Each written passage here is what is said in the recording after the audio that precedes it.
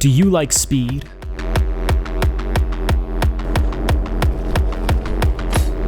Do you want to go fast?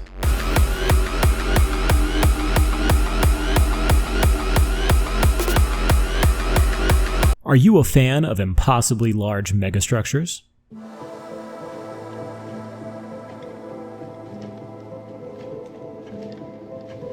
Today we are going to talk about Lorn's Lure.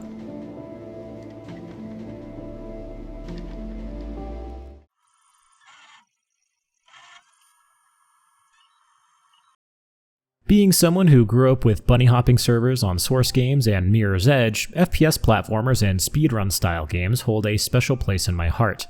There's been a nice influx of these games in recent years, with titles like Neon White, Verlay Swing, and Ghost Runner just to name a few. However, Lorn's Lure is different. I initially watched a playthrough of an early demo by Alpha Beta Gamer 3 years ago. There was something indescribable that drew me into it. The cold, brutalist architecture, the impossible scale of the structure, the haunting music and isolated sounds, it was unlike anything I'd ever seen. I played the demo a good handful of times, and while it's nowhere near as polished as the final game, it left an impression on me, one that took me all the way to the game's release.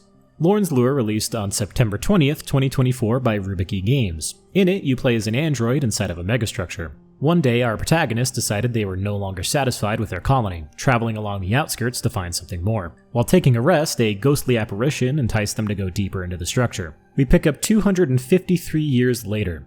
We are lost, our energy core is expiring, and we have no choice but to explore.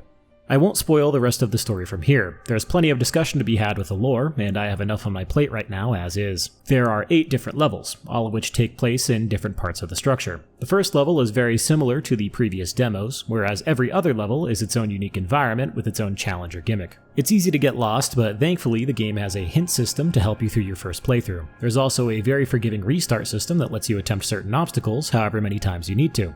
Quickly, you'll learn that fall damage is a very real threat in this game. The indicators on the side of your crosshair will show you how close you are to a fatal fall. If you see 3 bars, you're dead.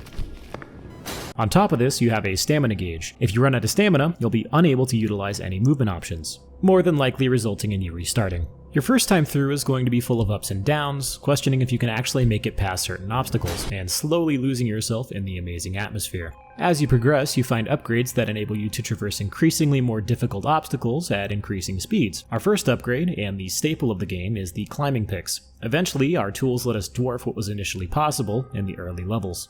After your first clear of the game, you have 2 options. Number 1, replay the game without New Game Plus gear and see how optimized you can get your routes. Number 2, replay the game with New Game Plus gear and never be able to play this game any other way again.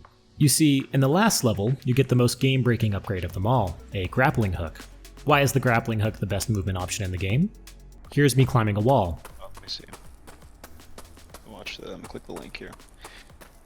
So this is the new Minecraft update? Now here's me grappling up a wall. Is fall damage ending your run? Grapple onto any surface right as you land to stop your momentum. Grappling does require stamina. However, an interesting quirk of the game is that slightly slanted surfaces, which you can also slide on, let you regen stamina as if you were standing on the ground. Combining this with the grapple lets you traverse otherwise inaccessible areas. It also opens the door to a whole new realm of tech. Let me demonstrate with the second level. Traditionally, we need to vertically scale these 2 towering areas to retrieve an item so we can access the end of the level. We only have the picks and a newly acquired wall jump. This takes quite a bit of time and requires a bit of backtracking. I believe the first time I played this, it took me about 45 minutes. I'm going to play the New Game Plus strat from beginning to end for this level.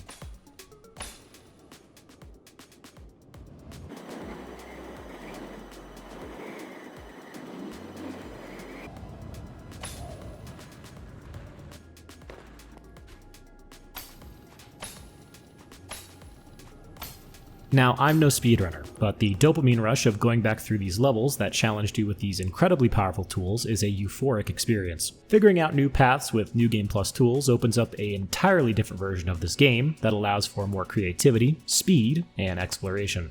Throughout the game, there are these collectible crystals, and certain pieces of the environment are scannable. This adds an additional layer of challenge, since every level is so massive and these items may be hidden away from the main path. On a new playthrough, these collectibles are infinitely easier to get.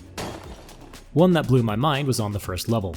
At the start, we are dropped into a tunnel where we begin to learn the basic controls before being presented with our first vista of the Megastructure. With New Game Plus gear, we can grapple backwards out of the tunnel, use our dash jets and reset our state in the air as we scale upwards. Traversing around, we come to a grassy patch with a base camp we can scan. There's no way to get to this without the use of New Game Plus tech, I'm pretty sure, so going back through the game is required to 100% it. If you collect all crystals on a level, you gain access to a bonus stage. These are usually challenges based around certain restrictions. I personally have not unlocked any of them yet, as I am a fake gamer and you can ridicule me in the comments. However, all of these advantages aren't the only thing that New Game Plus has. Since we can subvert death and traverse way more efficiently, we can go nearly anywhere we want. Couple that with a few exploits and going out of bounds is no longer a glitch, it's a feature.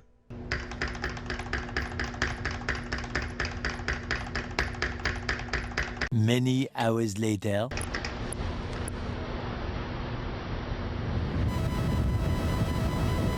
Take for example the 6th level. If we scale this wall behind us and nuzzle into this little crevice here, then jump and start climbing at just the right spot, we are now out of the map, and can beat this level in a fraction of the time it would traditionally take. The community surrounding this game has already begun optimizing routes to get things faster and faster. Since this is a new game, discoveries are abundant. Overall, Lorn's Lure is an incredible game with a lot of replay value past your first experience. The alien world, amazing mechanics, and incredible ambience make it an unforgettable ride that will at least have you play it one additional time just to see what's possible. Not only this, but Rubeki has said that there will be a good deal of updates to come, and that modding support and custom levels are on the radar for future developments. It's only $15 on Steam and goes on sale regularly.